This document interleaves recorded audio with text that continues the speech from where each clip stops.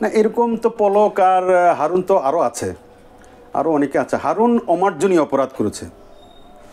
সে মিডিয়ার সামনে একটা সরকারি কর্মচারী, তাও আবার আইনশৃঙ্খলা রক্ষাকারী বাহিনীর একজন সদস্য, সে যেভাবে বক্তব্য দেয়, সে যেভাবে পলিটিক্যাল বক্তব্য ন্যারেশন হাজির করে জাতির সামনে, সে যে মনে হয় যেন একটা রাজনৈতিক কর্মী, আওয়ামী লীগের একজন কর্মী, আওয়ামী লীগের একজন নেতা, ওয়ার্ড পর্যায়ের নেতার মতো সে উচ্চারণ করত। এতে করে সে তার যে পেশাদারিত্বের সাথে সে বেইমানি করেছে। সে পুরা পুলিশ ফোর্সকে, আইনশৃঙ্খলা রক্ষাকারী বাহিনী, আমাদের পুলিশ ফোর্সের মান মর্যাদাকে ধুলায় মিশাই দিছে। এবং এই পেশাদারিত্ব আর কবে ফিরে আসবে আমি জানি না। এর কারণে তার উপযুক্ত শাস্তি, দৃষ্টান্তমূলক তার শাস্তি হওয়া উচিত।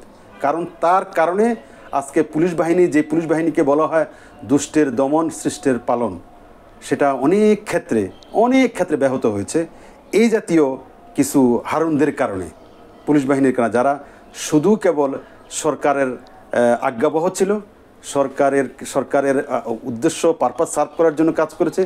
সর্বশেষ তারা এই 6 জন এই কোটা আন্দোলনকে সমন্বয়ককে তারা অ্যারেস্ট করে যে নাটকটা সে করেছে, ভাতের হোটেল, তাকে ভাতের হোটেল বানাইতে কে বলছে? তুমি প্রজাতন্ত্রের কর্মচারী, তুমি কার টাকা খাওয়াচ্ছ? তোমার নিজের বাপের টাকা? তুমি ভাতের হোটেল তৈরি করছো। মানে এগুলো দেশে যখন আইনের শাসন থাকে না, দেশে যখন পেশাদারিত্ব থাকে না, যখন স্বৈরতন্ত্র গেড়ে বসে, তখন এগুলোই হয়, এবং সেটাই হয়েছে।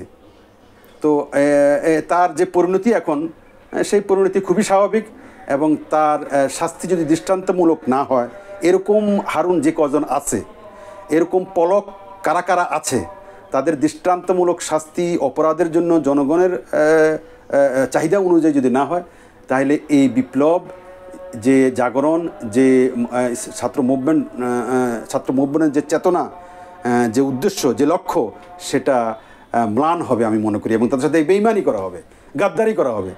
আমরা কোনোভাবেই ছাত্র সমাজের এই আদর্শের সাথে গাদ্দারি করতে পারি না। ছাত্র সমাজের এই যে 159 জন তরুণ ছাত্র যারা সমন্বয়ক ছিল, তারা আমাদের জাতিকে একটা জাতির জন্য একটা বাতিঘর, একজন একটা মশালের মতো আমাদের সামনে আবির্ভূত হয়েছে।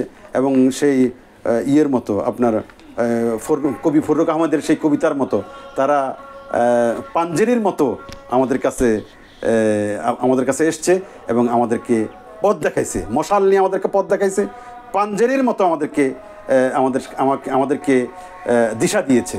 সুতরাং জাতি কখনোই এদেরকে তো ভুলবে না, এবং জাতি তাদের প্রতি চির ঋণী থাকবে, চিরকৃতজ্ঞ থাকবে, এবং চিরদিন তারা জাতির প্রতি শ্রদ্ধায়, আমি বলি কি শব্দটা সঠিক আমার মনে আসছে না, মানে এক কথায় জাতি তাদের প্রতি চিরকৃতজ্ঞ থাকবে।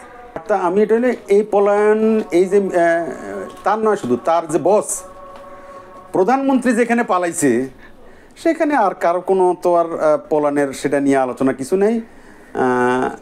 আগামী দিনে আমাদের এখান থেকে একটা শিক্ষা আছে। আগামী দিনে যারা এমপি হবেন, যারা মন্ত্রী হবেন, যারা রাষ্ট্র পরিচালনার দায়িত্বে আসবেন, তাদের জন্য রিলেশন সাধু সাবধান। এমপিগিরি কোনো ভোগের বিষয় নয়।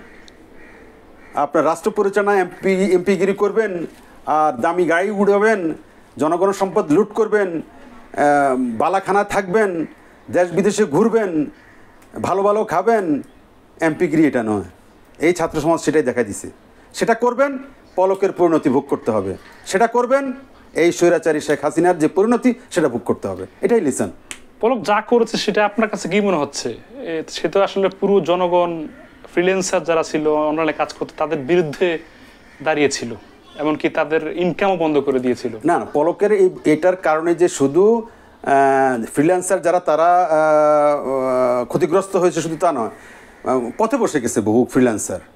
এক, দ্বিতীয় কথা হচ্ছে, এটা তো মানুষের মৌলিক অধিকার, সে মৌলিক অধিকারকে হাত দিয়েছে। সোজা কথা, সে অমার্জনীয় অপরাধ করেছে, এটা কোনো ক্ষমার অযোগ্য, এবং তার এটার বিচার, উপযুক্ত বিচার হতেই হবে।